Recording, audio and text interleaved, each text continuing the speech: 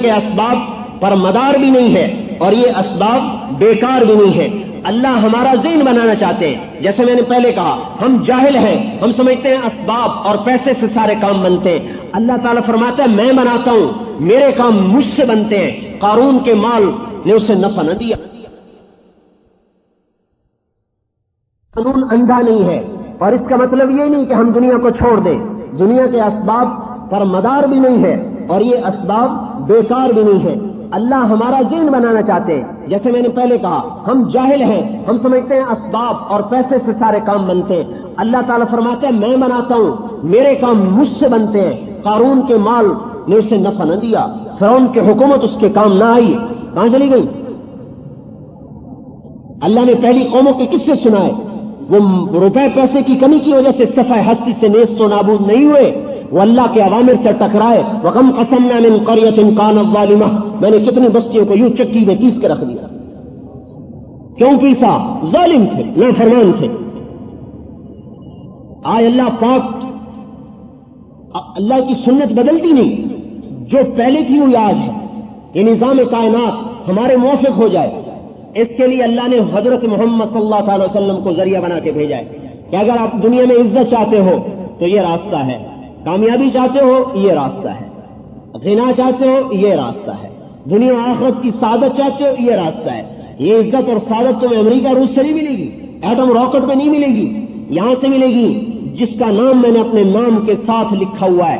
جب آپ معراج میں تشریف لے گئے، آپ نے عرض کیا اللہ اتخذت ابراہیم خلیلا وموسیٰ کلیما، اے اللہ ابراہیم کو آپ نے خلیل بنایا، موسیٰ علیہ السلام کو آپ نے کلیم بنایا، وَعَلَمْتَ لِدَاوُودَ الْحَدِيدَ، داؤد علیہ السلام کے لیے آپ نے لوہے کو نرم کیا، وَسَخَّرْتَ لِسُلَيْمَانَ الرِّيَاحَ، سلیمان علیہ السلام کے لیے آپ نے ہواؤں کو مسخر کیا، وَأَحْيَيْتَ لِعِيسَى الْمَوْتَى، عیسیٰ علیہ السلام کے لیے مردوں کو زندہ کیا، فَمَاذَا جَعَلْتَ لِي، اے اللہ میرے لیے کیا ہے، میرے لیے کیا ہے؟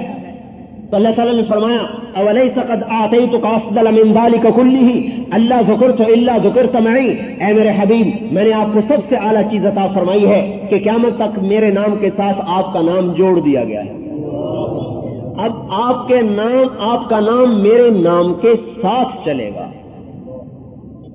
آپ دنیا میں ہوں تو بھی، دنیا سے پردہ کر جائیں تو بھی آپ کا نام میرے نام کے ساتھ جڑ گیا، لا الہ الا اللہ محمد الرسول اللہ۔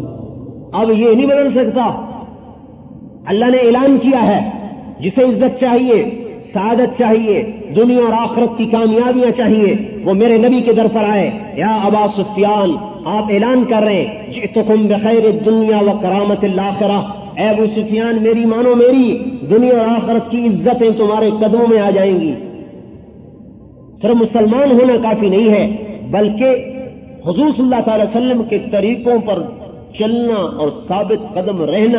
اب پہلے یہ یقین بنانا پڑے گا کہ سب کچھ اللہ کے ہاتھ میں ہے، اور اللہ پاک سے عزت اور کامیابی لینے کا راستہ وہ حضرت محمد صلی اللہ علیہ وسلم کی زندگی ہے، لہٰذا ہم نبی کے طریقے پر چلیں گے۔ نبی کے طریقے پر چلنے کا کیا مطلب ہے کہ اپنی دنیا کو چھوڑنا نہیں، موڑنا ہے، موڑنا۔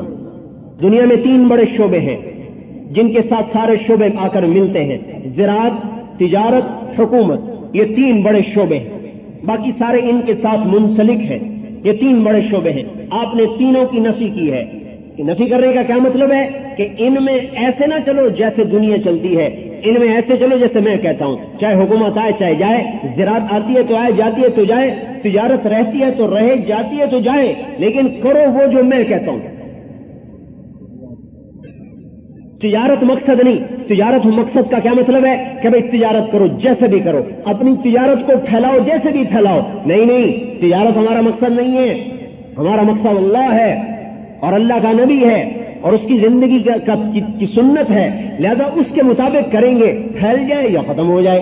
اس لیے آپ نے فرمایا ما اوحی الی ان اجمع المال واکون من التاجرین، میرے رب نے مجھے نہیں کہا تاجر بن جاؤ۔ کیا مطلب؟ تجارت کا، اپنی تجارت کو نبی کے طرز میں ڈھال دو، چاہے تھوڑا نفع ہے چاہے زیادہ نفع ہے۔ دوسری جگہ فرمایا اذا تبایعتم بالعینہ، جب تمہاری تجارت سود پہ چلے گی، ورضیتم بالزرع، اور زمینداری پر تم راضی ہو جاؤ گے، واخذتم اذناب البقر، اور بیلوں کی دمیں پکڑ لو، بیلوں کی دمیں، ہر وقت زراعت زراعت زراعت، وترکتم الجہاد، اصل کام چھوڑ دو گے اللہ کے کلمے کے لیے جہاد کرنا، سلط اللہ علیکم ذلا، اللہ تم پر ذلت کی چادر چڑھا دے گا۔ ہم زراعت کریں گے جیسے اللہ نے کہا، تجارت کریں گے جیسے اللہ کے حبیب نے بتایا۔ تو تیسرا شعبہ، الا وان روح الاسلام دائرہ حضور مال کتاب ہے صدار، سنو آج اسلام زندہ ہے، حرکت کر رہا ہے، تم بھی حرکت کرو۔ الا وان الکتاب والسلطان سیفترقان فلا تفارق الکتاب، سنو ایک دن آئے گا حکومت الگ ہو جائے گی، میری کتاب الگ ہو جائے گی، تم حکومت کو چھوڑ دینا، میری کتاب کو نہ چھوڑنا۔ اب اگر حکومت ملتی ہو کتاب چھوڑ کر تو ایسی حکومت کو بھاڑ میں ڈال دو، آگ لگا دو، اور اگر حکومت ملتی ہو کتاب کے ساتھ تو اس کو اللہ کی نعمت سمجھ کے قبول کرو۔ تجارت آتی ہو کتاب کو پکڑنے کے ساتھ الحمدللہ، اور اگر تجارت آئے اور کتاب جائے تو تجارت کو چھوڑ دو، کتاب کو نہ چھوڑو۔